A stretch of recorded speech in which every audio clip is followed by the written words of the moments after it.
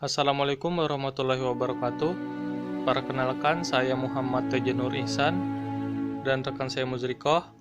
Di sini kami akan menyampaikan mengenai materi potensi wilayah Indonesia dengan menggunakan pendekatan gabungan.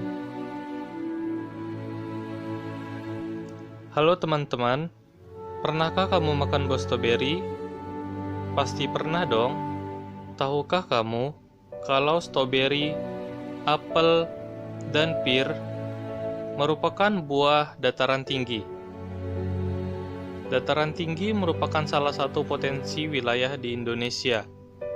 Kamu tahu tidak, ada apa saja potensi di wilayah Indonesia yang lain? Cari tahu yuk!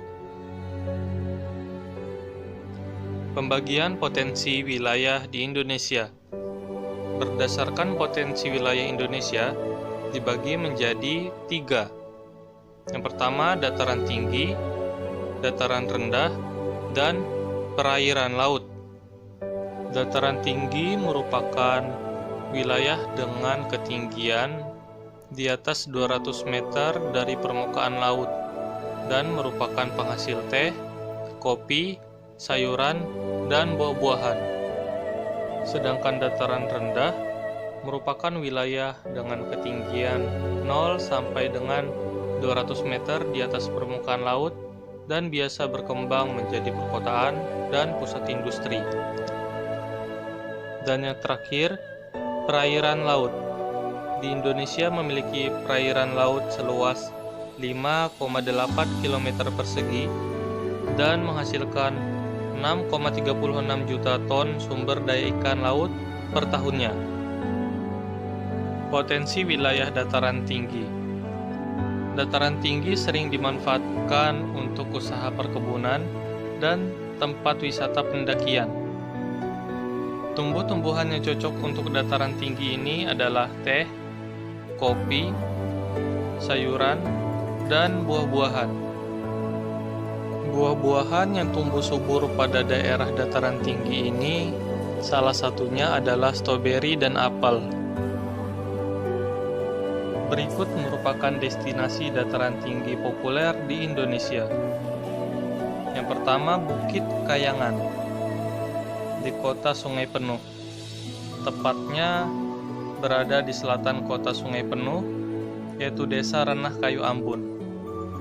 Perjalanan menuju gerbang wisata Bukit Kayangan tidaklah sulit karena jalannya sudah beraspal dan bisa ditempuh dengan motor atau mobil dengan waktu tempuh sekitar 30 menit dari pusat kota Sungai Penuh. Destinasi berikutnya adalah Bukit Seribu Bintang, Kabupaten Kuningan. Tepatnya berada di Desa Padabunghar, Kecamatan Pesawahan, Kabupaten Kuningan. Letaknya sekitar 9 km dari wisata Batu Luhur. Untuk menuju lokasi harus menggunakan mobil off-road lantaran kondisi jalan yang ekstrim. Waktu tempuh menggunakan mobil off-road sekitar 40-60 menit. Baiklah, selanjutnya saya akan melanjutkan penjelasan dari rekan saya.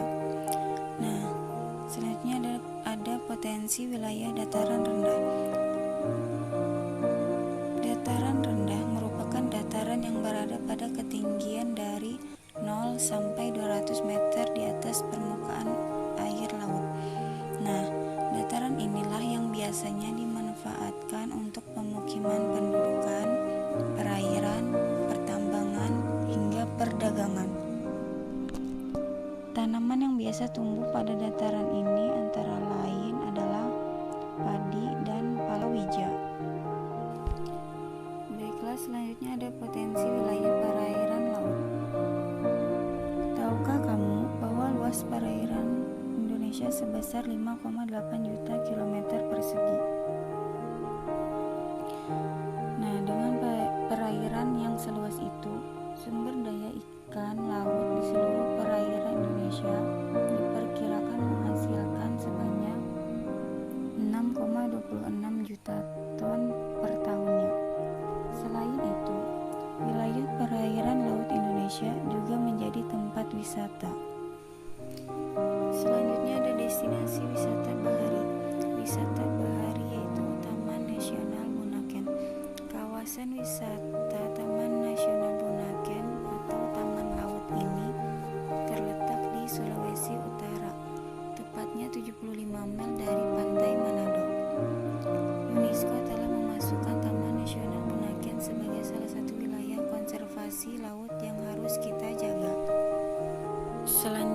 ada destinasi wisata Bahari Ujung Kulon dan Anak Krakatau Banten.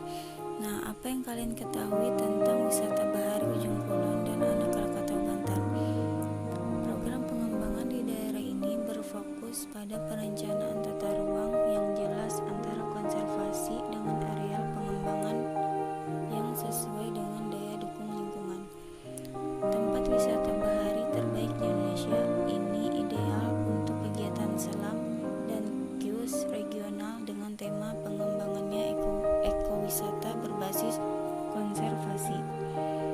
Selain itu, wisata ini menyediakan fasilitas transportasi menuju objek wisata dengan kegiatan kapal pinisi. Nah, selanjutnya, untuk mengenal distribusi potensi wilayah Indonesia, kita perlu mengetahui faktor-faktor yang menghasilkan interaksi antar wilayah. Untuk faktor saling melengkapi, ketika ada wilayah yang berbeda dalam ketersediaan dan kemampuan sumber daya yang dihasilkannya. Misalnya, wilayah A merupakan penghasil sayuran, sedangkan wilayah B merupakan penghasil ikan. Wilayah A membutuhkan ikan, sedangkan wilayah B membutuhkan sayuran. Maka kedua wilayah ini dapat melakukan interaksi melalui aktivitas perdagangan atau jual beli. Nah, karena faktor inilah mengapa buah stroberi bisa sampai di tangan kita. Selanjutnya ada kesempatan antara. Kesempatan antara merupakan suatu lokasi yang menawarkan alternatif lebih baik sebagai tempat asal maupun tempat tujuan. Contohnya adalah wilayah A. Biasanya mereka membeli ikan ke wilayah B. Namun, karena mereka baru mengetahui wilayah C juga penghasil ikan, alhasil karena wilayah C lebih dekat dengan wilayah A, maka pembeli ikan dari wilayah A akan beralih membeli ikan ke wilayah C. Akibatnya yang akan terjadi, interaksi antara wilayah A dan wilayah B menjadi melemah. Baiklah, selanjutnya ada kemudahan transfer. Kemudahan transfer merupakan kemudahan pemindahan manusia, barang, jasa, gagasan, dan informasi antara satu wilayah dan wilayah lainnya. Kemudahan transfer antar wilayah ini sangat berkaitan dengan jarak antar wilayah, biaya transportasi, kemudahan dan kelancaran prasarana dan sarana transportasi antar wilayah. Nah, bagaimana teman-teman? Sudah paham kan mengenai distribusi potensi wilayah Indonesia? Selain Indonesia memiliki potensi yang sangat beragam di setiap wilayahnya, namun perlu juga ditingkatkan kemudahan transfer dari setiap wilayah tersebut, baik dari sisi kemudahan prasarana dan sarana transportasi hingga biaya yang dapat dijangkau. Mungkin cukup sekian penjelasan dari materi kami. Sampai berjumpa lagi